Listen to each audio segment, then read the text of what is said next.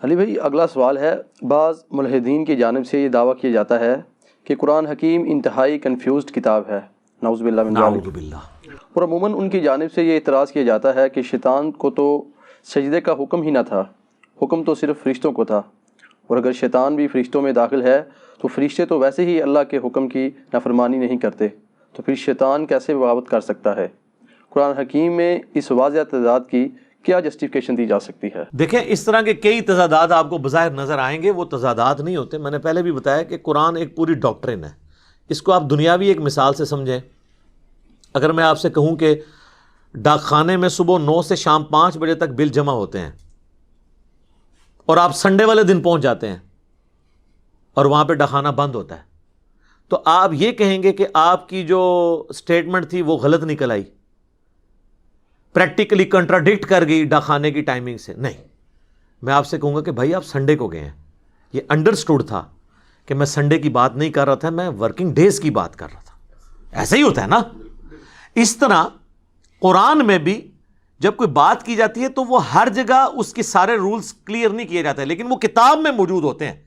جیسے کہ عام لوگوں کو یہ رول پتہ ہے کہ سنڈے کی چھٹی ہوتی ہے، تو اب یہ اگر میں اپنی ورڈنگ میں بتاتا بھی نا تب بھی آپ نے اسے انڈرسٹوڈ کرنا تھا. یہی تھا نا.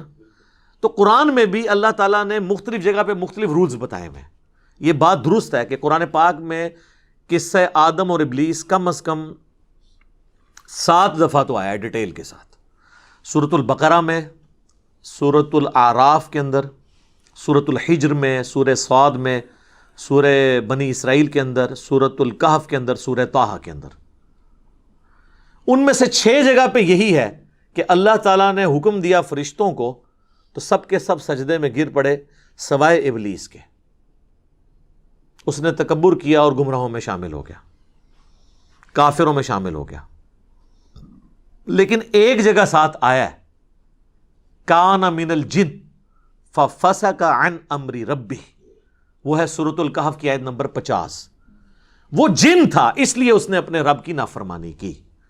باقی 6 جگہ فرشتوں کے اندر ہی اللہ نے اسے شمار کیا ہے، اس لیے کہ میرے بھائی 50 کی کلاس میں اگر 49 میل سٹوڈنٹ ہوں اور 1 فیمیل سٹوڈنٹ ہو، اور کلاس کا ریپریزنٹیٹو سی آر اگر یہ کہے کہ بوائز سٹینڈ اپ، تو اس کا یہ مطلب نہیں ہوتا کہ وہ گرل جو ہے اس نے نہیں کھڑا ہونا اس کے استقبال کے اندر. وہ انڈرسٹوڈ ہوتا ہے کہ وہ بھی شامل ہے ایز اے اسٹوڈنٹ. لیکن اسے کہتے ہیں تغلیب کا قاعدہ، غالب کا قاعدہ. غالب اکثریت کس کی ہے؟ قرآن میں آپ اکثر چیزیں دیکھیں گے، احکامات بھی مرد والے سیغوں سے آئے ہیں اکثر جگہ، لیکن اس میں عورتیں بھی شامل ہوتی ہیں. مرد کے سیغے کے ساتھ خطاب ہو رہا ہوتا ہے، کیونکہ لٹریچر میں اسی طریقے سے معاملات لے کے چلے جاتے ہیں. آپ کئی عورتوں کی شاعری دیکھیں تو وہ مردانہ لینگویج میں ہوتی ہے،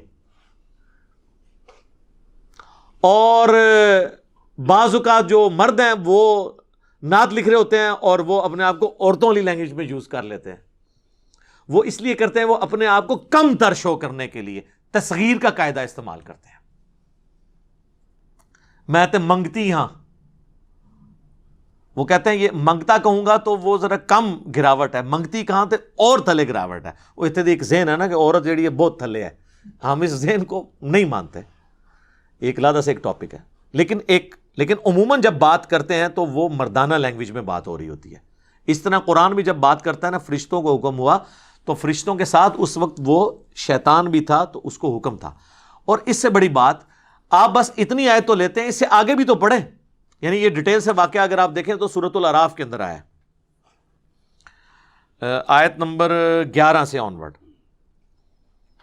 وَلَقَدْ خَلَقْنَاكُمْ ثُمَّ صَوَّرْنَاكُمْ ثُمَّ قُلْنَا لِلْمَلَائِكَةِ اسْجُدُوا لِآدَمَ، یعنی ہم نے تمہیں پیدا کیا، اس کے بعد تمہاری تصویر کشی کی، اس کے بعد ہم نے حکم دیا فرشتوں کو کہ آدم کو سجدہ کرو. فَسَجَدُوا، تو وہ سب کے سب سجدے میں گر پڑے، الا ابلیس، سوائے ابلیس کے.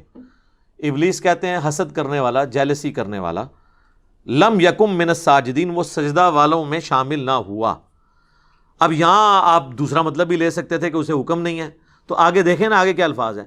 اللہ نے ادھر چھوڑا نہیں اسے، کہا قال ما منعک الا تسجد اذ امرتک، اے ابلیس تجھے کس چیز نے منع کیا کہ جب میں نے تجھے حکم دیا تھا سجدے کا تو تو نے سجدہ نہیں کیا؟ تو یہاں وہ جواب ہونا چاہیے تھا ملحدین والا کہ یا اللہ تو نے مجھے تو حکم نہیں دیا، تو نے تو فرشتوں کا ہے، میں تو جن ہاں۔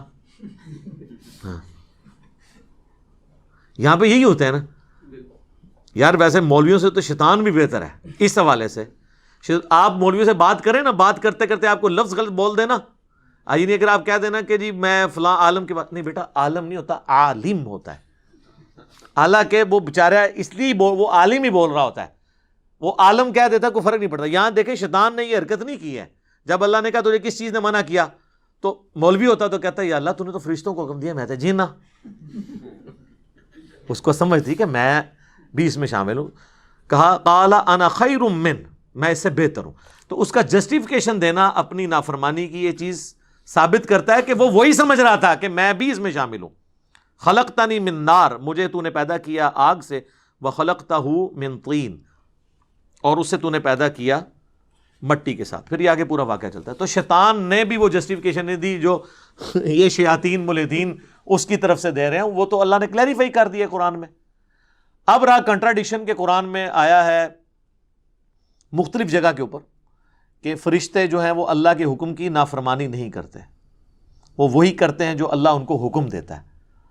تو پھر شیطان نے کیوں نافرمانی کی؟ تو یہ فرشتہ نہیں تھا، وہ سورۃ الکہف میں آ گیا کان من الجن ففسق عن امر ربی، وہ چونکہ جنوں میں سے تھا اس لیے اس نے اپنے رب کی نافرمانی کی۔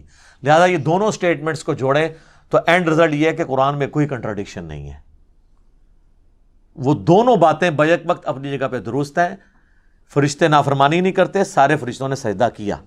شیطان چونکہ جن تھا، اور دو ہی مخلوقات ہیں جنہیں اللہ نے آزادی دی ہے، جن اور انس، وما خلقت الجن والانس الا لیعبدون، جنوں اور انسانوں کو اللہ نے اختیار دی ہے اور وہ اپنی مرضی ایگزیکیوٹ کرتے ہیں، فرشتے اپنی مرضی ایگزیکیوٹ کر ہی نہیں سکتے۔ تو چونکہ وہ جن تھا اس لیے اس قسم کے کئی کنٹراڈکشن آپ کو قرآن سے یہ لوگ دکھائیں گے، اس لیے کہ آپ قرآن آپ نے کبھی پڑھا ہی نہیں، قرآن پورا ٹوٹیلٹی میں پڑھو۔ بڑا ایک مشہور ہے اعتراض آپ کو اکثر، ہماری تو یہاں اتوار کی مجلس میں ہر دوسری تیسری مجلس میں یہ سوال ہوتا ہے جی وہ جو سورۃ البقرہ میں آیا کہ یہودی عیسائی بھی جنت میں چلے جائیں گے، تو یہ کیسے پاسبل ہو گیا جبکہ نبی علیہ السلام کا انہوں نے انکار کیا ہے، اور صحیح مسلم میں حدیث ہے کہ نبی علیہ السلام نے فرمایا جس یہودی عیسائی نے میرے بارے میں سن لیا، مجھ پہ ایمان نہ لایا، وہ جہنم میں جائے گا۔ تو ہم کہتے ہیں میرے بھائی ذرا سورۃ البقرہ پڑھ بھی تو لو، وہ رزلٹ یہ نکالتے ہیں کہ ایمان بالرسالت ضروری نہیں، عقیدہ توحید اور آخرت کافی ہے۔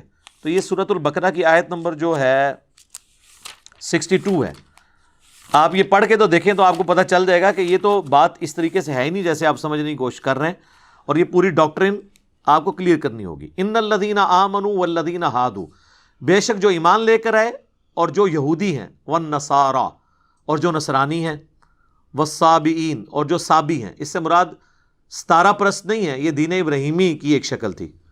من آمن باللہ، جو ایمان لے آئے اللہ پر، والیوم الآخر اور آخرت کے دن کے اوپر، وعمل صالحا اور نیک اعمال کر لے، فلہم اجرہم عند ربہم، تو اس کے رب کے پاس اس کے لیے اجر ہے، ولا خوف علیہم ولا ہم یحزنون، قیامت والے دن نہ اسے کوئی خوف ہوگا نہ کوئی غم۔ تو کہتے ہیں دیکھیں اس میں آیا کہ اللہ پر ایمان اور آخرت پہ ایمان کافی ہے، بس رسولوں پہ ایمان تو کہیں ذکر نہیں۔ سر مجھے یہ بتائیں کہ یہودی کون ہوتا ہے؟ جو اللہ اور آخرت کو مانے یا حضرت موسیٰ کو بھی مانے؟ موسیٰ علیہ السلام کو بھی مانے، تو ایمان برسالت تو اس میں شامل ہے۔ نصارہ کون ہوتے ہیں؟ جو حضرت عیسیٰ کو بھی مانے۔ صابی کون ہے؟ جو حضرت ابراہیم علیہ السلام کو بھی مانے۔ ایمان والے کون ہیں؟ جو محمد رسول اللہ کو بھی مانے، باقی پیغمبروں کو مانے۔ تو یہ ان الفاظ کے اندر موجود ہے، یہ انبیاء کے نسبتوں کی وجہ سے ان کے یہ نام ہے، تو ایمان برسالت تو اس میں موجود ہے۔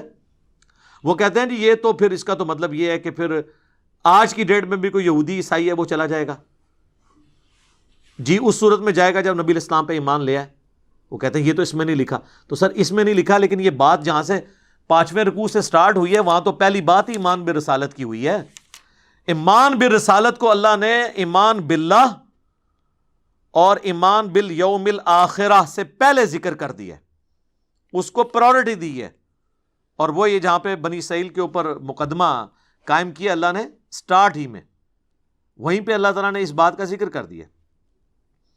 وَآمِنُوا بِمَا أَنزَلْتُ مُصَدِّقًا لِمَا مَعَكُمْ، یہ آیت نمبر 41، یعنی 20 آیات پیچھے، ایمان لاؤ اس پر جو ہم نے تمہارے ساتھ اس وقت نازل کیا ہے معکم ولا تکونوا اول کافر بہ، اور اس قرآن کے اول منکر اور نبی الاسلام کے اول منکر تم تو نہ بنو یہودیو، ولا تشتروا بآیاتی ثمنا قلیلا، اور چند ٹکوں کے عوض، دنیا کی منفعت کے عوض میری آیات کو مت بیچ دو، وَإِيَّايَ فَاتَّقُونَ، اور مجھی سے ڈرو۔ اللہ تعالیٰ ہمارا یہودیوں تمہاری کتابوں میں تو حضور کی پریڈکشن موجود تھی، تم تو پہلے کافر نہ بنو، تو ایمان بالرسالت پہلے آ گیا، تو انڈرسٹوڈ ہے یہ، جس طرح سنڈے کی چھٹی انڈرسٹوڈ ہے۔ اس سے بھی بڑھ کے چھٹا پارا جو سٹارٹ ہوتا ہے سورۃ النساء، اس میں تو اللہ تعالیٰ نے واضح کر دیا ہے جو ایک نبی کا بھی انکار کر دے وہ پکا کافر ہے، ٹھیک ہے، چاہے وہ اللہ کو مانتا بھی ہو۔ تو قرآن کی یہ آیت نہیں آپ نے لینی ہے، وہ ٹوٹیلٹی میں بتا دے گا۔ ان الذین یکفرون باللہ، جو لوگ بے شک کفر کرتے ہیں اللہ کے ساتھ، ورسولی، اس کے رسولوں کے ساتھ، ویریدون، اور یہ چاہتے ہیں، ان یفرقوا بین اللہ ورسولی، کہ ایمان لانے میں اللہ اور اس کے رسولوں میں فرق کرتے ہیں، ویقولون، اور وہ کہتے ہیں، نؤمن ببعض، ہم بعض پہ تو ایمان لائیں گے، ونکفر ببعض، اور بعض کو چھوڑ دیں گے، ان کا کفر کریں گے بلکہ، ویریدون ان یتخذوا بین ذلک سبیلا، اور وہ درمیان کا راستہ نکالنے کی کوشش کرتے ہیں۔ یہودی کہتے تھے ہم سارے بنی اسرائیل کے پیغمبروں کو مانتے ہیں سوائے عیسیٰ ابن مریم کے اور محمد رسول اللہ کے صلی اللہ علیہ وآلہ وسلم۔ عیسائی کہتے ہیں ہم سارے پیغمبروں کو مانتے ہیں انکلوڈنگ حضرت عیسیٰ ابن مریم سوائے محمد رسول اللہ کے۔ تو اللہ نے فرمایا جس نے یہ اپنی مرضی کی نا، چاہے وہ اللہ پہ ایمان بھی لاتا ہوا، اولئک هم الکافرون حقا، ایسے لوگ کٹر کافر ہیں، وَأَعْتَدْنَا لِلْكَافِرِينَ عَذَابًا مُهِينًا، اور ایسے کافروں کے لیے ذلیل و خوار کر دینے والا عذاب ہے۔ تو سورۃ النساء یہ بتا رہی ہے کہ کوئی اللہ کو مان بھی لے، رسولوں کو بھی مان لے، کسی ایک رسول کا بھی انکار کر دے، وہ کافر ہو جائے گا۔ اب وہ آیت پڑھیں کہ بے شک جو ایمان لائے، چاہے وہ یہودی ہوئے یا نصرانی ہوئے یا صابی ہوئے، جو اللہ پر اور یوم آخرت پہ ایمان لے آئے، ان کو کوئی خوف اور غم نہیں ہوگا۔ مراد یہ کہ وہ انبیاء کو بھی مانتے ہوں، ٹھیک ہے۔ تب اچھا اگلی پھکی ہے کہ اس میں تو پھر کئی اور چیزیں ہیں جن کا ذکر نہیں ہے۔ فرشتوں پہ ایمان، حالانکہ پورا قرآن فرشتوں پہ ایمان کی بھی بات کر رہا ہے، وہ تو اس میں ذکر کوئی نہیں ہے، تو کیا فرشتوں کا کفر کرنے والا بچ جائے گا؟ تو سر سورۃ البقرہ میں آیا کہ جو حضرت جبرائیل کے ساتھ دشمنی کرتا ہے نا، اللہ کی اس کے ساتھ دشمنی ہے۔ ایک فرشتے کا بھی کوئی انکار کرتا ہے وہ بھی کافر ہے، کتابوں کا انکار کرتا ہے وہ بھی کافر ہے۔ تو ہمیں تو یہی بتایا گیا لا نفرق بین احد من رسلی، ہم ایمان لانے میں کسی رسول میں فرق نہیں کرتے۔ تو قرآن کے اوپر جتنے بھی اس طرح کے ٹیکنیکل اعتراضات ہوتے ہیں وہ اس لیے کہ سر آپ نے قرآن پورا پڑھا نہیں ہوتا۔ مجھے پتہ ہے اس قسم کی ویڈیوز آتی ہیں، پھر لوگ ہمیں کہتے ہیں جی ملحدین پہ اوپر ویڈیوز ریکارڈ کریں۔ سر ملحدین کے اوپر ہم ویڈیوز، آلریڈی میری ایک ویڈیو ریکارڈ ہے، ایتھیسٹ اور نان مسلم کے کوسچنز، انگلش سب ٹائٹل کے ساتھ ہے، 40 منٹ کی پوری ڈاکٹرن کلیئر کی ہے۔ ہمارا ان سے بنیادی اختلاف ہے خدا کے وجود پہ۔ جو شخص خدا کے وجود کو نہیں مانتا وہ ہزار اعتراض بھی کرے، اسلام کے اوپر ہم نے جواب نہیں دینا، کیونکہ ہم ان جوابوں کو دے بھی دیں تب بھی آپ کا میرا اختلاف ختم نہیں ہوگا جب تک آپ اللہ کے وجود کا اقراری نہ ہو جائے۔ جس طرح قادیانی ہمارا ہر مسئلہ مان لیں، ختم نبوت میں ہماری بات نہ مانے تو ہمیں اس سے کوئی انٹرسٹ نہیں ہے۔ پہلے ختم نبوت ڈسکس ہوگی، اس کے بعد کوئی رزلٹ نکلے گا تو آگے چلیں گے۔ اسی طریقے سے پہلے المحنت ڈسکس ہوگی، اس کے بعد پھر فقہی مسائل اور باقی چھوٹی چھوٹی مسائلیاں ڈسکس ہوں گی، اختلافنیاں ڈسکس ہوں گی۔ جب بڑا اختلاف ہی سیٹل نہیں ہو رہا تو چھوٹے اختلاف کے اوپر تو ٹائم ضائع کرنے والی بات ہے۔ اور یہ اصول ہوتا ہے، ایک بندہ ہے جسے نزلہ زکام بھی ہے اور پیرلل میں کینسر ہے پہلی سٹیج کا، آپ اس کے نزلہ زکام کا علاج کرائیں گے یا کینسر کا؟ اس لیے کہ وہ دوسری سٹیج میں نہ چلا جائے۔ تو عقیدے کا کینسر ہو جسے، اسے رفع الیدین کرنے یا نہ کرنے کا نزلہ زکام، آمین اونچی کہنے یا آہستہ کہنے کا نزلہ زکام، اس کے اوپر ڈسکشن کرنی چاہیے؟ نہیں۔ جب عقیدے کا اختلاف ہے تو باقی چیزیں چھوٹی ہیں۔ تو یہ ہم ساتھ ساتھ تھوڑے معاملات کو کلیئر بھی کر دیتے ہیں تاکہ آپ کو ان معاملات میں آسانی ہو جائے۔ ٹھیک ہو گیا جی؟